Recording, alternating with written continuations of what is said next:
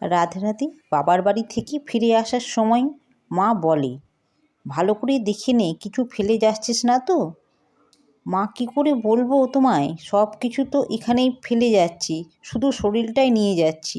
সব সন্তানদের কাছে মা বাবা যেখানে থাকে সেইখানেই তো মন প্রাণ সব কিছু থাকা উচিত, কিন্তু সময়টা অনেকটাই পাল্টে গেছে। মা বাবাকে বৃদ্ধাশ্রমে কখন রেখে আসবে ছেলে মেয়েরা শুধু দিন গুনে। আবার অনেক মেয়েদের মন চাইলেও রাখতে পারে না বাবা মাকে নিজের বাড়িতে, যেহেতু এটা শ্বশুর বাড়ি, কোনো অধিকার নেই সেইখানে।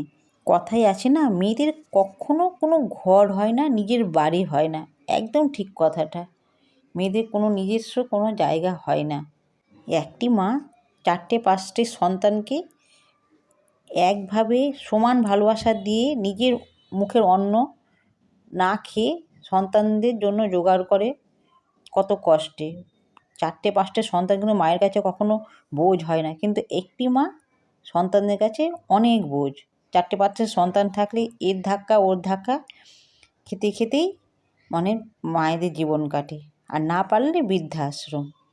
কী নিয়তি, কী সময় চলে এসেছে বলুন বন্ধুরা।